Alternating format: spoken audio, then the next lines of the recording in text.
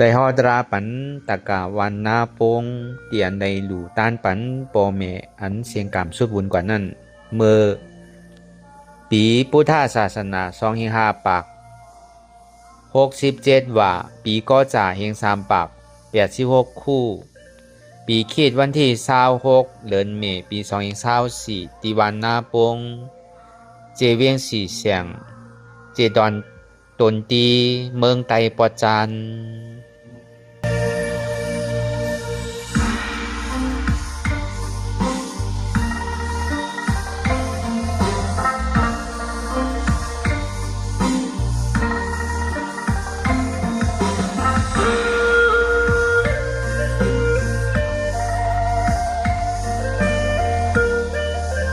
วันเมื่อไหร่เนี่ยเป็นปียัง3ปาก86คู่เดิน6ลอง4คำในวันเมื่อไหร่เนี่ยสองนี้ก็เป็นพี่น้องเซอร์เคอร์เป็นลูกเป็นหลานได้มาเฮียนดูครบรอบบ่ท้องโกจาเนาะ7วันเมื่อไหร่แล้วเนาะได้มาเฮียนดูเฮียนตานปันโกจาปันเมก่อนเสียงกามสุดวนกว่าครบรอบ7วันเหมือนไหนชื่อปลาสัง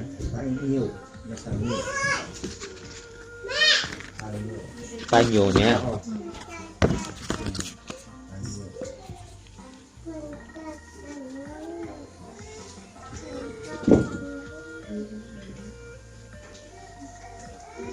ดูกluônเป็นไทยก็quái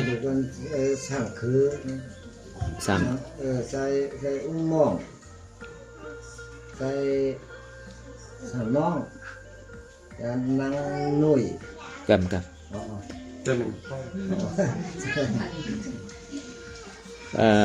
สั่งคืออย่าก็ใจอุ้มมองไปนั่นก็สั่งน้องใจสั่งน้องเนาะมันใจลุงหลามเพราะลุงหลามมันก็เหยาหมกใจเขาลุงหลามลุงหลามเนาะใส่เบี้ยงก็เหยาลุงหลามเอาใจเบี้ยงก็ใหญ่ใจเบี้ยงเนาะ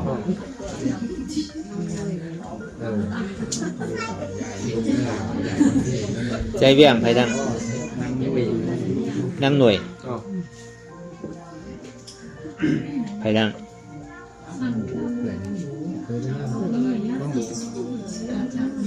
ก่อนไหลทน1ทน2ใจเบี้ยงทน1เนาะนั่งหน่วยทน2เนาะทน3เนาะใจคือทน3ครับย่อก็ใจอุ้มหมองทน4เนาะย่อก็ใจนั่งโบทน5เนาะนั่งพองโวเนี่ยใจน้องครับใจน้องทน6ครับนั่งโวพองก็ได้นั่งโวให้ทน5ทน6ทน5ย่อก็ใจสั่งน้องให้ทน6เนาะย่อก็ทางกองเนาะห้องเดินทนจีเป็นมีนาเฮิรนหมดอ่ะเนาะทางน้องเป็นไปเองสั่งน้องมีเนาะก็มีก็โดเป็นเจ้าสั่งเนาะเอตลาสั่งนางพองเนาะไม่ได้มีนาเฮิรนหมดเนาะก็เบอร์วันเหมือนในครบรอบโกจา7วันเย้าว่าเจิงในเย้าและก่อนเป็นลูกถูกดีตอบกลุ่มเกจูปอเมเนี่ยนะตาดีตอบกลุ่มเกจูปอเมนั่นเนี่ยพระเป็นเจ้าห่อไว้ในมังกร3:18นั่นเหมือนลูกล่างไปเป้ตัวเป้คิงมือเขาตึกอยู่ในต้องนั่นก็ดีเลยหักษาลุ่มลาตัวถึงพอดีขึ้นดีลงเนี่ยสังดีกว่าดีไปเนี่ยสังเนี่ยก็เลยลุ่มลาเลยดีน่ะเมเฮาตั้งก้อนเนี่ยกับปานพ้องย่ำเหลียวเนี่ยเขาดีมีลูกก้อ2ก้อนเนี่ยยังไข่ค้างน่ะกูปอกในตัวเหมือนเมเฮาเป็นตัวแตกมันนั่นไปอยู่เขาเนี่ยมีลูก7ก้อนน่ะเนี่ยดูหวานเมื่อเหลียวเนี่ยใครมีว่า2ก้อก็ใครป้อน่ะเนาะคนเฒ่าเมื่อกูบอกได้มีหมังก้อว่าชุดเอาเป็นเศร้าปลายก็มีแล้วแฉกเขาพูดเนี่ยแล้วก็วันนั้นกัจจวนดีลุ่มลาตัวถึงเข้ามาป้อใหญ่มาต่อถึงพ้องย่ำเมื่อเหลียวเนี่ยตั้งแต่เอาอยู่ปฏิสันติเข้ามาในต้องบัวตยาของปอเมียนถูกดีลุ่มลาลูกล่างหรือปออยู่ดีตั้งแต่เกิดออกมาลุ่มลาซื้อใหญ่โตขึ้นมาเย้านี่ก็นั่นคือเข้าไปมีไปเห็นไปหู้นี่ก็เอากับพึกสอนไปเห็นไปหู้ถึงขิงขาข้าวยามเตะนาเฮิรนเนี่ยก็เตะนาเฮิรนปันสอนปันเวียกปันการเขาเย้านี่ก็ อันนี้มันเป็นนาทีปุนพรตาดีเลี้ยงดูลุ่มล่าลูกเตาต่อถึงปอเป้โตเป้คิงแลต่อถึงเป้โตเป้คิงเอาเนี่ยก็มีนาหอต่อเฮิรนกว่าก็ไหลก็นั่นกว่าเนี่ยมันเป็นปุนพรตาโปเมตาดีถูกดีลุ่มล่าตัวถึงลูกล่างนั่นนี่ว่า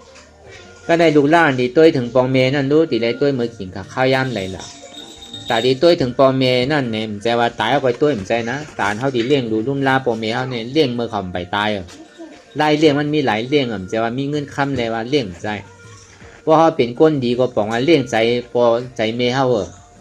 เขามีเงินมีคำสั่งเอาไว้กับเขาเป็นก้นดีเขาหมอลุ่มล่าปองเมปัดเพียวหอมกำวากำถึงขิงนอนโดดนอนถึงขิงกว่าโดกว่าถึงขิงเหตุการณ์ก็โดเฮ็ดอันนี้ก็บอกว่ามันเป็นลายเลี้ยงป้ายใจว่าสังว่าเขามีเงินมีคำเขาก่อเหตุการณ์วันเปิ้นเมืองเปิ้นเนี่ยก็เขาก็แจกไว้เป็นลายปูนปูนเขาเลยสังปูนป้ออยู่ลีเลยสังปูนอันแต่ได้เก็บซิมไว้เหมือนเขาไปป้ออยู่ลีมาอันใจหน้าหอโตเฮิรนเขาว่าหรือสินนั่นก็ปูนอันเท่าไรหลู่ไรต้านห้ามนั่นก็ปูนอันเท่าตีไรส่งปันปอเมเฮาคือเขาไรจอยกายโยกายยาอันปอเมเฮาเจอกินซื้อหือเจอนุงซื้อหือเจออยู่เจอเศร้าซื้อหือนี่ก็เฮาก็อันจ้าเป็นลูกล่างนั่นก็เฮาตีไรตัวถึงนั่นมันก็มีเงินก็เอาเงินมาส่งปันถูกทีเมหอเมเฮิรนปันน่ะมังเมียวมังเซอร์เนี่ยก็เฮ็ดไทยเฮ็ดนามันทุกค่าแล้วเพราะคนเฒ่าคนแก่มาก็เหลียวก็เลือใจน่ะนั่นก็เขาส่งเงินส่งสังไม้เลยคือจางเปินจอยปอจอยเมเฮานี่ก็เป็นการตาจอยปอเมเฮาหนังเก่าที่อยู่ตั้นเศร้าปอเมเฮามันโหป้นตีเนี่ยเสื้อผ้าคนนุ่งโคไว้มันเป็นอันเก่าอันยอกอันทั้งกว่าเนี่ยก็เขาก็ซื้อมาดูดุมลาซื้อมาปันเขาเนี่ยก็เนี่ยก็มันเป็นไปตอบแทนกลุ่มเกซูปอเมหนังเก่าเลยเสนั่นเนี่ยปอเมเฮาจะกินคือละยุ่มดีกินหวานมากเนี่ยก็เขาเอาปอเมเฮากับดุมลาหงยายาต่อถึงมันพอสุดปักสุดเปิงอันนั้นเนาะย่อกามังเสื้อมังเมียวในยาก็หายยาก็หายวะย่อกามังเสื้อมังเมียวในยาก็ตายยาก็ตายวะย่อกามังเสื้อมังเมียวในป้อมยาเนี่ยหายวะย่อกาตั้งตายในยาก็ตายตายยาก็ตายวะเนี่ยย่อกาเนี่ยถ้ายาก็ย่อมมันถึงดีตายหนังเก่าวะมันถึงมันกึมลองตั้งตายเนี่ยแล้วก็บนนั้นเขาเป็นกลุ่มเขาเป็นลูกล่างตาดีตอบกลุ่มเกจูปอเมียได้เนี่ยก็เขามีโอกาสพวกของเงินคำในสังเขาเป็นผู้วางง่ายถ่อมกำง่ายหรือกำวาหยาบอันนี้ก็เลยว่าเขาถ่อมกำปอเมียเขาว่าเลี้ยงดูลุ่มล่าปอเมียเนี่ยมันจะว่าเลี้ยงมือหลดตายว่ะป้อมือเขาตึกเป็นหัวหน้าอันนั้นถูกที่เลี้ยงไว้ว่าเขาเป็นไรซื้อเขาเฮ็ดกันนั่นว่ะเขาเป็นไรคือก็เขาใหญ่พี่คือเรือว่าเรืออกเรือแห้งเขานั่นน่ะปอเมียเขาก็เหลียว2ก้อนในเลี้ยงเขามาเป็น5 6 7ก้อนอะไรน่ะอันเฮาหาเจ็ดก้อนในตานี้เลี้ยงดูลุ่มล่าปอเมก็เหลียวก็ได้ป้อมเป็นไรในป่องว่าเฮาย่ามนะเฮาเงินนะว่าปอเมเฮาเลี้ยงเฮามาหาเจ็ดก้อนเฮายังเลี้ยงเฮาไหลเนี่ยเฮาเป็นลูกมีอยู่หาเจ็ดก้อนตาเฮาดีเลี้ยงดูลุ่มล่าปอเมเฮาซ้ำเป็นไรในแต่อันในป่องว่าเฮาในย่ามเลยปอเมเฮาก็เบอร์นั้นเนี่ยอันเฮาไหลมายังงานดูก่อจ้าถึงก่อจ้าถึงในวันทวนเจ็ดในก็เบอร์ไปอยู่อันที่ไรเชียงกำสุดบนกว่าเป็นยอกาตั้งเจ็บตั้งใบตั้งไข่ตั้งหนาวเลยเลยสุดเชียงกว่าเนี่ยก็อันเป็นลูกใจแว่งเลยพร้อมกับรวยเมลูกเต่าตั้งหอตั้งเฮินเย่าก่อนนางหน่วยพร้อมกับโผเลยลูกล่างตั้งหอตั้งเฮินเย่าก่อนใจสามเคอพร้อมกับรวยเมเลยลูกเต่าตั้งหอตั้งเฮินใจอุ้มบองพร้อมกับเลยลูกล่างนางเมตั้งหอตั้งเฮินเย่าก่อนนางหมูพร้อมกับโผกับเลยลูกเต่าตั้งหอตั้งเฮินเย่าก่อนใจสามน้องเย่าก่อนเจ็ดมาเนี่ยนางพองเนี่ยอันนี้ก็พร้อมกับเลยลูกเต่าตั้งหอตั้งเฮินเนี่ยเลยมาหลู่มาตันครบทวน7 วันเต็มในวันเหมือนในก็จะมีปังเอาเจ้าเขาเจ้าสังขายานก็เป็นดูภาคพระเป็นเสายังอ่านถึงพระยตนาตระยตนาสังขายตนายัตนาแก้วเมีย3 เปิง 3 ป้ายเลยจึงเลยมาปังเจ้าเสียเขาวันนายเยืองเจ้าเสียนายเยืองอะไรเจ้าเขาก็เลยมาเมตตาใครบอกนี้ลองอาโจการเรียนเท่าไรหลู่ไรต้านการเท่าไรตอบกลุ่มเกจูปอเมนี่แหละแล้วก็บนอันนี้ก็มันเป็นอันนึงว่ะพอปอเมเท่าไรลู่หายตายกว่าเย้าเดือเสนั่นกาเนี่ยเท่าเป็นลูกหลานนั่นวันนายใหญ่ลำลองออกว่าเลสังเข้าว่าเลสังปีใหม่พ้นน้ สร้างแจนนั่นในสังเนี่ยเขาก็เลยแฮนดูแฮนตันเนี่ยก็เยื่องจู้ถึงเมเขาปอเขาเตียนในเสียงกามสุดบุญกว่าเย้าเนี่ยก็เขาก็ตั้งใจตั้งข้ออันเขาหาเหตุการณ์เหตุงานมาหาเลยหือโดยแห้งเขามานั่นน่ะมันเป็นเงินแจนเงินจ่างเขาก็เอากู้โสตั้งเหรียญนี่แหละเยื่องจู้ถึงเมเขาเยื่องจู้ถึงพี่น้องปู่ย่าตานายเขาเย้าเลยเขาก็เผกู้โสหน้าบุญกว่าถึงเขาสังว่าเขาก็อยู่ผงไรผ้าไรเนี่ยก็คือเขาได้มาสาธุอนุโมทนาคือเขาพอได้สาธุอนุโมทนาโหมจนเนี่ยก็เขาก็ดีป้วนกว่าดีผุ่งดีผุ่งแมสนั่นนะอันนี้มันเป็นปุญพรตานเขาเป็นลูกหลานตาดีตอบกลุ่มเกซูเมื่อเขาอยู่ก็เขาก็ดีได้ตอบกลุ่มเกซูก้อยกะคือมันแมสหรือเปิ้นได้ก็เหมือนตึกอยู่นั่นนะเขาหลวดจอยกันลุ่มล้าอยู่ไรเลยเขาลูกก็เลยว่ามาเจกันอยู่เขาเจ็ดก้อนแน่นอนมาเจกันอยู่ก็เบิ้นนั้นเจกันหมดแล้วเนาะก็เบิ้นนั้นแหละอันนี้ก็ปองว่าเมเฮาไหลลู่หายตายกว่าเป็นย่อกาตั้งเจ็บตั้งไม่แหละอันนี้เฮาเป็นลูกเป็นหลานอยู่เมืองไรเซมว่าอยู่เมืองไทยเมืองสังเฮากับเหตุการณ์ให้งานก็ตาเฮาดีจ้างก็จ้างมากกว่ามันใจของง่ายๆมันเสียเงินเต้ๆตาเฮาดีกว่ามากๆก็มันเป็นอันหยาดเต้ๆก็เพื่อเฮาเป็นลูกว่าง่ายถอมกำก็เบอร์ยังงานใครตอบกลุ่มเกจูปอเมเนี่ยเลยจึงได้อ่อนกันปอกมาลุ่มลาต่อถึงเมนั่นเพราะได้เสียงสายอยู่อาศักสายใจกว่าเย้าแหละไปเพียงพอใจเตอเนี่ยครบทนมา7 วันเย้าหนังคือเลยเมซ้ำป้วนหือนอมป้วนหือนออยู่ผงไรนอมอยู่ผงไรก็ผู้คุกใจไรเมเฮาก็บนนั้นแหละเฮาอันจ้าเป็นลูกเป็นล่างเนี่ยก็จังได้อ่อนกันมาดูตันครบรอบ7 วันทางวันเหมือนในเนี่ยก็ยังงานถึงเมอันใดสิ่งกรรมสุดบุญกว่าเย้าสังวันเมเฮาอยู่ตีไรภาวะปุ่มไรเนี่ยก็เลยมาสาธุอนุโมทนาอันตีตุกหยับขานใจตีขีนั่นเนี่ยก็คือป้นตีลีกว่าอยู่ภาวะอันมันแจกมันแต้มนั่นก็คือป้นคืนจันสูงกว่าเนี่ยย้อนเปิ้นนั่นเนี่ยอันเท่าห้าเป็นลูกหลานนั่นเนี่ยก็แต่มาแฮนดูแฮนตันปั้งเอาสังขารหันมาบอกปันอัจโจเย้าเดือเสียนั่นเนี่ยก็ปั้งเอาปีน้องๆในวันในคงได้มาโฮมกินโฮมดูโฮมต้านกันในแหละนั่นคือพ่อนี้กู้โสปุนตาเท่าเลยดูในวันเหมือนในเนี่ยก็มั่นใจว่ากู้โสนั่นเฮาไล่ใจนังเก่าเฮาปันคือว่ามันขึ้นตีไรน้ำขึ้นขนาดว่าใจว่าเฮาดูยาก็ซุ่มหลอกซุ่มลายใจนังเก่าเมเฮาก็ไล่กู้โสกว่าอันจ้าเป็นปีน้องเจอเคออันตีไรลู่หายตายกว่าอันเขาตึงมองอยู่ตั้งหลังก็เขาก็ไล่กู้โสจ้อมเฮาอ่ะอันเท่าว่าอันจ้าเป็นปีน้องกันอยู่วันเดียวกันอยู่โคงเดียวกันเลยมาโฮมดูโฮมต้านเนี่ยก็ไล่กู้โสมันบ่เสียงหนังเก่าตีตะกาเขาเลยมาอ่อนกันเฮ็ดในวันเหมือนในเนี่ยก็บนนั้นในพระเป็นเจ้าก็ห่อไว้ในหมั่งกะลา38นั่นลูกล่างตาที่ตอบกลุ่มเกจูปอเมเลยสังปอเมทำตีได้มีวัตยาตาที่ลุ่มลาลูกล่างขึ้นมาใหญ่มันนังหือหูตีดีตาตีดีนังหือเองกาลักขนาดนั่นดีเต็มโถเนี่ยก็ปอเมเขาก็กันปัดโปลุ่มลาเขาพอเขาปินเขาล่มหูเขาหนวกกว่าป้ากว่าหาสาวุนสามารถตาเขาดีกว่าป้าหาสาวุนสามารถต้องเขาเจ็บเขาแกนมาเนี่ยก็ป้ากว่าหามอยานนังหือเลยเขาพอดีช้ำสารนั่นกระจูเขาใหญ่มาอายุก็ไหลก็นั่นก็10 ปลาย20 ปลายมีนาหอต่อเฮิรนกว่าห้างไผ่ห้างมันเย้าเลยอันนี้ก็มันเป็นปุนพรปอเมเฮาในเย้าก็เนี่ยมันสำคึดปุนพรอันเฮาหาเป็นลุงเนี่ยเมื่อเหลือยังคึดปอไว้อยู่เนี่ยก็เฮาก็ด้วยลุมลาถึงอะไรมันจอยกันไรเฮาก็จอยกันกว่าอย่าไปขี้เก้กันด้วยกันจอยกันไรซื้ออันเอาใจจอยก็เอาใจจอยเฮามีเงินก็เอาใจจอยเอาตัวจอยอันเฮามีเงินก็เฮาก็เอาเงินจอยอันเฮามีแห้งก็เอาแห้งจอยอันเฮามีแห้งเฮาก็เอาใจจอยนี่ก็มันเป็นหลงทางจอยนั่นก็อันเฮาไปเลยเฮ็ดหาเงินไปมากมีดีเพียนนี่ก็คือเฮาเพศเป็นก้นดีนั่นน่ะเฮาอย่าไปขี้ยาขี้ปิ่นเฮาอย่าไปขี้แอวขี้แลเฮาหลวมบ่ใกล้เฮาอย่าไปค้านนั่นน่ะนี่ก็เป็นก้นดีตาปอเมนั่นเก่าเพราะเฮาถ่อมกำแต่ก็เบอร์นั้นการต่อกลุ่มเกซูปอเมนั่นนี่ก็ต่อในกว่านี่ก็มันเป็นปุนพรอันเฮาเป็นลูกเมได้ก็ป้วนกว่าเอาอันเฮายังตึกตุกข่าวเนี่ยคือเฮาเนี่ยเฮาตึกข้างเหมือนเดี๋ยวเนี่ยก็เบอร์นั้นในการจาติจาลาแผดที่มาดานาเนี่ยปุนคำพระเป็นเจ้าว่ามันเป็นตุกข่าเสียจ่าวะมันเป็นตุกข่าเดียนหมันแมนว่าเฮาหากูก็เนี่ยยากันกูก็ตั้งแต่เฮาเกิดมาก็เป็นตุกข่าเฒ่ามาก็เป็นตุกข่าเจ็บไม่ใครหนาวก็เป็นตุกข่าตายก็เป็นตุกข่านั่นเหมือนนั่งเฮามาตัวเมเฮานั่นน่ะมือเกิดมาในสังมือเฒ่ามาในสังมือเจ็บมือใหม่มาในมันใจว่ากึ่งกลางกว่ากำเดียวรู้กำข้างไตข้างเหนือนาป้อมดีน่ะขี้มูกป้อนไหลน้ำลายป้อนไหลน้ำหูน้ำตาป้อนตกน่ะใครผ่าสีแล้วนะในใจได้ใครอยู่มอก70-80 ปี มันว่าอะไรรู้ลองตั้งตายว่าเนี่ยมันดีว่าอะไรผมใจเขาดีอยู่ข้างในนะเมื่อดีอยู่ข้างในนะมันว่าอะไรนะบางเผาบางฟองในเขาถามว่าห้อมไปเมื่อเตอเขาสำนีเมื่อตั้งเขาก่อนบู้บางฟองในเขาว่าเขาตีกวานตั้งไปบ่กวานตั้งเขาที่ไหนก็มันจังเปลี่ยนนั่นนะในใจก็อะไรก็นั่นเด็กก็ใครอาสักยินยาวหนังเก่าก็การมันว่าอะไรนะสังขารานว่านั่นก็เบอร์นั้นเหมือนข้ามพระเป็นสาวอันในเป็นทุกข้าวเขาว่ากูก็เนี่ยก็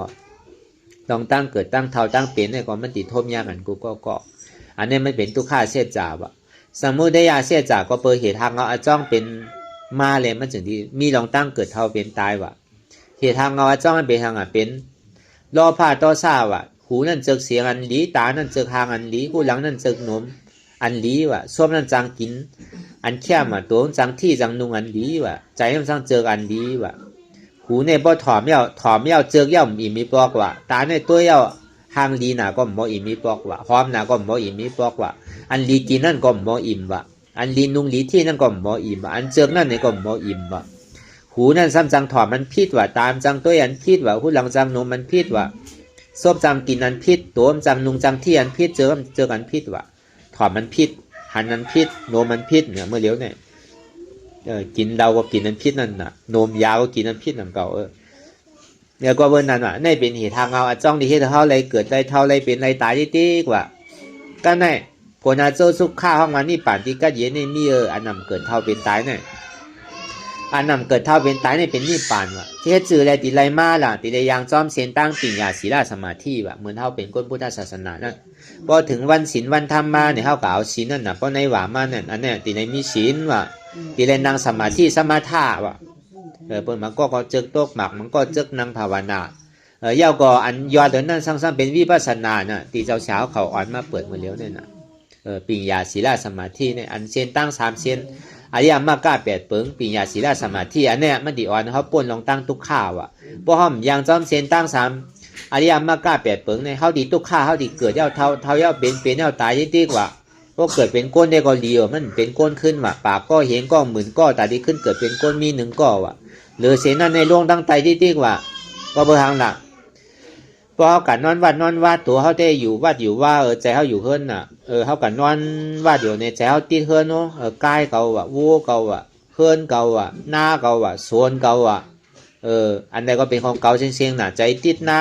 พออยู่พอใจขาดต้องกับเป็นควายเป็นเปล่าจอมหน้าว่ะใจติดเฮิรนพอตายก็ต้องกับเป็นจอกเฮิรนเป็นหมดปวกมงเมี่ยงอยู่จอมเฮิรนว่ะใจติดลูกติดหลาในลูกเขาไปเตะหน้าเฮิรนเด้อลูกพอตายก่อนนี่ซ้ำกับเป็นหมาเป็นแมวอยู่จอมเฮิรนว่ะไม่เป็นสิ่งนั้นน่ะปากก็เห็นก็เหมือนก็ตาดีขึ้นเกิดเป็นก้นมี1ก็ว่ะโดยเช่นนั้นเนี่ยเป็นอาเปสีภูมิเชียงๆว่ะจังว่าอันเท่าไรมาเกิดเป็นก้นเนี่ยอย่าไปถามว่ามันง่ายมันหยาบน่ะก็เบอร์นั้นนะคือแลเขาไรมากของหยาบว่าหรือมันตีรีเลเซียนต้อนหรือเสียเก่านั่นในก็ในการศาสนาพุทธข้ามพระเป็นเจ้าเท่านั้นอันพระเป็นเจ้ายังงานสอนนั่นอันเป็นซิกเป็นซ้อมนั่นเป็นสังเตเต้เนี่ยเป็นนิพพานนั่นน่ะพระเป็นเจ้าเขาอ่อนเคยเขาป่วนนิพพานพอป่วนนิพพานก็ห้ามได้มาเกิดมาเท่ามาเป็นทั้งเพราะเท่ามาปอกไม่ออกเขาเท่ามาก็หู้น่ะมีหูก็หนวกมันเจ้าเช้าเนี่ยน่ะมีตาก็โมเนี่ยมีเนื้อมีหนังก็เหี่ยวลูกหยาบนางหยาบไปหยาบลูกก็ข้างนางก็ข้างมาลูกจาราทุกขานั่นตีได้โทษได้ยากกันกูก็รู้ไหนป้อมใครเท่าทุกข้าป้อมใครทุกข้าลองตั้งเกิดเท่าเป็นตายทางในก็หลวหาเส้นตั้งแต่ดีป้นลองตั้งทุกข้าว่ะคือเขากับเหตุการณ์ตะลานั่นน่ะการตะลาวิปัสสนาเนี่ยมาดีอ่อนเขาป้นลองตั้งทุกข้าเมื่อหนังตะกาเขานั่งเมื่อเหลียวเนี่ยป้นนางถอมตะลาในก้นน่ะขึ้นน่ะใครรับใครนอนน่ะอสังหึงน่ะเวลาพอถอนเพียงถอนความเนี่ยเย่าเมื่อไรตั้นหัวถึงเมืองเลี้ยงก็ยังอู่กันไรพอดีอู่กันได้พอเรียนไพ่ได้ถึงเมืองเลี้ยงก็เรียนไรก็การพอถอนตะลาเนี่ยย่ำไปถึงควายนาลี1 นาทีเตอร์เพราะใครเหลือใจเอาน่ะพอดีให้ตั้งหลีมันหยาบน่ะว่ะก็การพอดีเห็นหลอกตั้งเมืองในตึ้งวันก็ผู้ข้านว่ะพอดีเปี่ยวดีโมดีเซอร์ดีกินเราเมายาเนี่ยเพื่อการพอดีถอมลองตั้งหลีในอาโลปี้หึงก็ผู้อ่ะซ้ำจังเป็นที่ไหนวะคนเอาในโลกาเนี่ยก็เบอร์นั้นเนี่ยพอใครป้นลองตั้งทุกข้าเนี่ยก็เขาก็ดีเลยถ่อมทำมากก็เบอร์บุญเช้าเนี่ยก็มีนาทีปุนพ่อนตานี้มาจี้ปากเนี่ยเส้นตั้งตะกาเขาหนังเก่าพอเอาเฮ็ดลองตั้งอากูโซพิษศีลพิษธรรมเนี่ยมันดีอ่อนเขาลงตั้งไตว่าเส้นตั้งโคนเขาเนี่ยตั้งหมดเนี่ยมี5 เซนว่ะเซนทนหนึ่งนั่นเนี่ยพอเฮ็ดลองตั้งเบอร์ลองตั้งตู้จะเลือกอ่ำดีนั่นเนี่ยมันดีอ่อนเขาตกอเปสีภูมิว่ะ สัตว์เดรัจฉานเปตตาอสุรกายนาลายน่ะเพราะเฮามีศีลมีธรรมในสำนี้ขึ้นวันเฮาเกิดเป็นคนว่ะมีศีลมีธรรมมาเฮาซ้ำเจิงดูเจิกต้านนั่นมันสิอ่อนเฮาฮอดถึงเมืองผีว่ะเจิงดูเจิกต้านเฮาซ้ำเฮ็ดสมาธิภาวนาใน40นั่นเนี่ยมันสิอ่อนเฮาฮอดถึงเมืองสางว่ะพอเฮวิปัสสนาเนี่ยมันสิอ่อนเฮากว่านิพพานว่ะใน4ปุงเนี่ยมันสิอ่อนเฮาเกิดตายติๆอ่ะเพราะมื้อใดเฮาไปฮอดนิพพานแน่จังว่าเส้นตั้งเอกเส้นตั้งอันยอดอันจิกอันซ้อมนั่นในพุทธศาสนาเฮาเนี่ยคือกว่านิพพานว่ะตาดิกานิพพานเนี่ยก็คือเฮาลืมแปดกูเจอกูลองกำหนึ่งว่ามันจะว่าลืมต่อโจสุดปานอันเฮาทุกข์เนี่ยก็เบิดทุกข์ย้อนลูกย้อนหลานทุกข์ย้อนปอย้อนเมทุกข์ย้อนหอย้อนเฮินทุกข์ย้อนนาตีลักฐานทุกข์ย้อนเจอเคอทุกข์ย้อนปีย้อนน้องพอเอาจะในออกมุ่นบ่เสียงๆก็มีอันใดตาดิมาทุกข์อันนี้เจ้าเช้าเขามาอ่อนกันเฮ็ดอนัตตาว่านี่มันใจของเฮาอีเจออีร้องกันอันนี้ก็คือบ่ซึมเขาในหมากหัวใจข้างไปข้างมันเหมือนอัตตาเขาเลยมาดูปราบหลีกอันธรรมจักในก็เฮาฮอกับกายโดยเชษจาตราสีเปิงนั่นคือแล้วพอดีป่นลองตั้งทุกข้าเต้เนี่ยก็เฮาฮอกับกายเลยลองอนัตตาอนัตตาบอกว่ามันใจของเฮาอีเจออีร้องนี่ธรรมมีก็คือเฮาบ่หันธรรมใจก็คือเฮาบ่ฮู้